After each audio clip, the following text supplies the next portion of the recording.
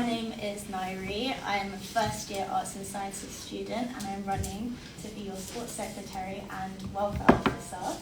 So I'm going to start by saying that if you are interested in like extracurricular things I've done or like what characteristics and skills I can bring, that's all of my manifestos. You can look at it on the Student Union website.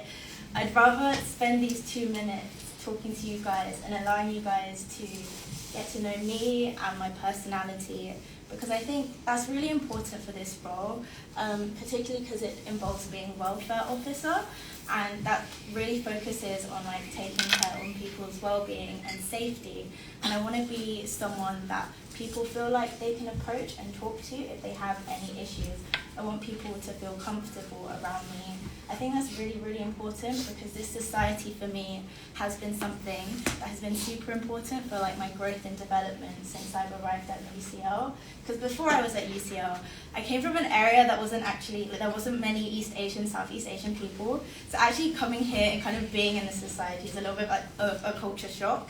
There's like so many more people that are more similar to me and like-minded, and it's really allowed me to feel comfortable in the society and put myself out there and put myself forward for this role today. And I think because I've had this experience, I really feel like I could be a good welfare officer. I'm super open-minded and easygoing, and so if you do have an issue, I'll really be able to empathize with you and kind of have a good outlook of how you're feeling. And I think sometimes we overlook that role because we think, oh, sports sec, and that's like what's more interesting, but that part of the role is just as important.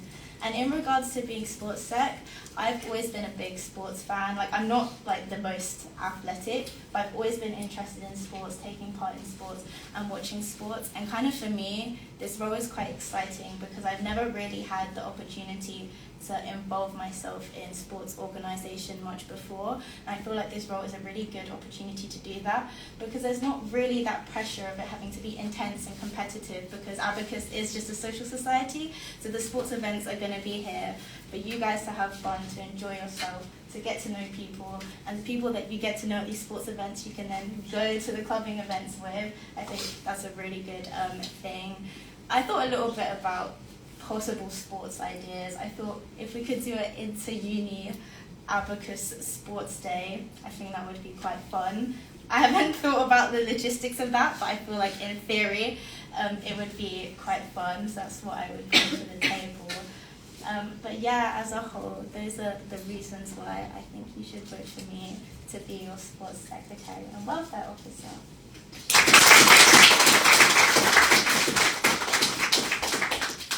First question is, it is 3 days before an inter-uni ABACUS sports tournament and not enough people have signed up to play on the team.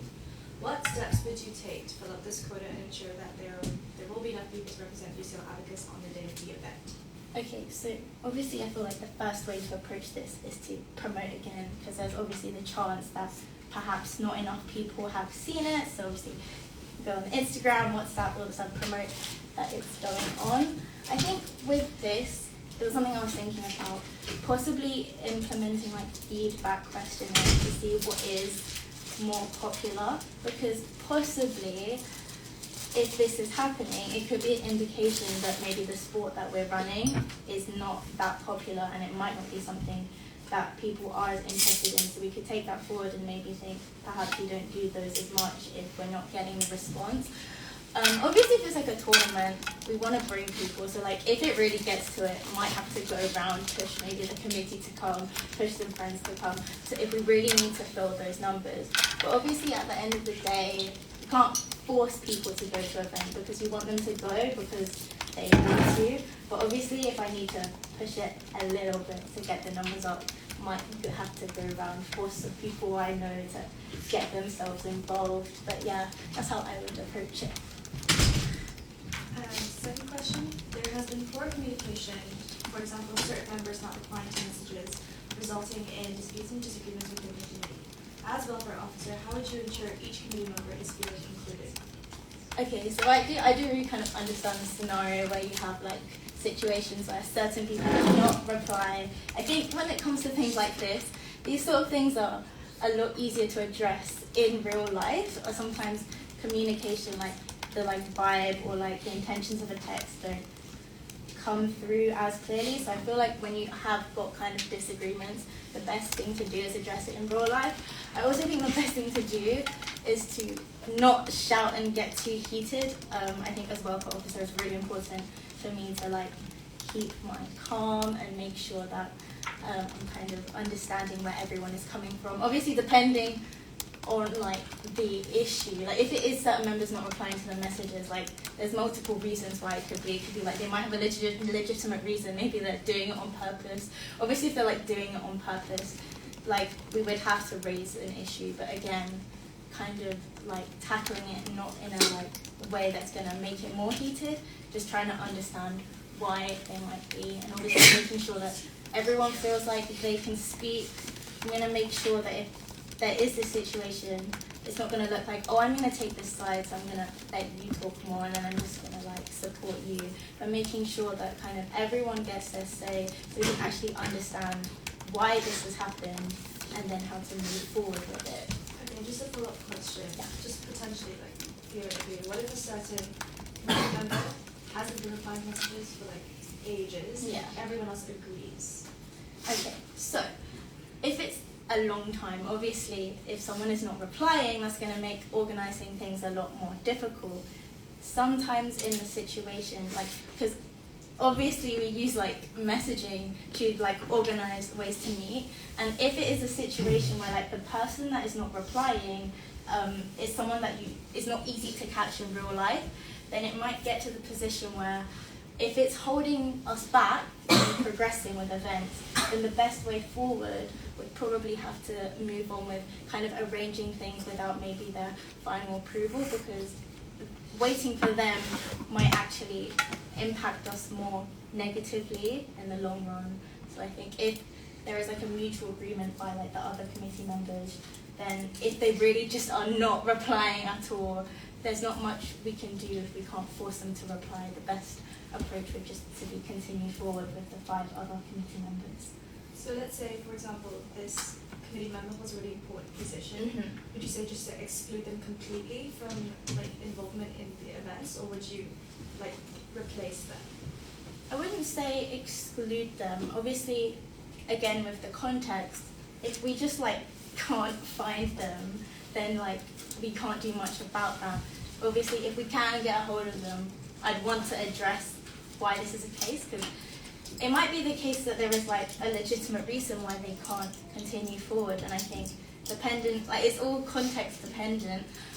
If it is like, just for example, was the president, I mean, obviously we all have specific roles in this committee, but like at the end of the day, everyone can chip in to do different things. I think if it's one person, I think it is possible to like continue like the society functioning with 5 people, just kind of chipping in to fill in the missing gaps that the other member would have like done.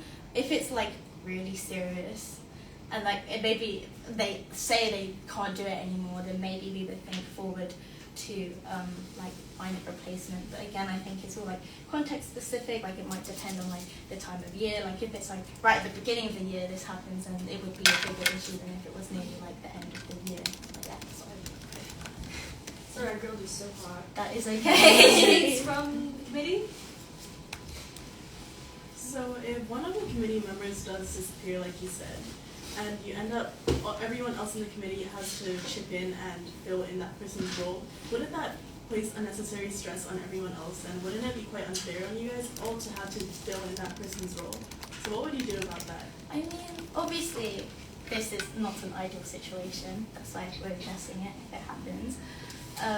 Obviously, like, we could get a replacement, but in that sense, like, there's obviously going to be like training before, they're going to be like new in, they're going to have to quickly familiarise ourselves. I feel like if we would have been in the committee for a while, we would kind of get to know what everyone does as well, so we'd be like, oh, a surprise, oh, we have to do this as well. We'd be familiar with what every member of the committee would need to do.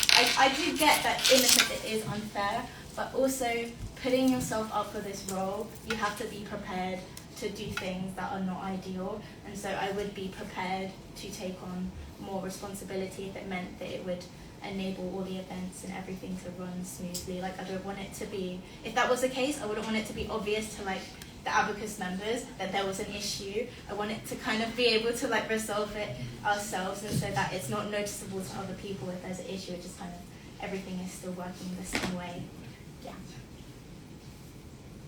Any questions? So if you go back to scenario 1 where there's a low sign-ups for an event, and even after the second time of supposed interrogation to get more people to come, there's still not enough sign-ups. So where do you draw the line as to whether the event should continue, or would you still run the event with lower number of I mean, participants? because it is an inter-uni ABACUS event, it's not 100% reliant on the number of people we bring. So obviously, if there's like, if every other university like fulfills the numbers, then there's still a significant amount of people. It just seems like if we were competing, we would probably lose because we wouldn't have enough people. Obviously, like, again, it would like depend on the sports. Like if it was like a team sport and then you have like one person on the team, it's just like not feasible. But maybe if it was like tennis or something, like you can have like individual people. So I mean, unless, yeah, I wouldn't, like, the event wouldn't be cancelled unless every single university like did not have enough people.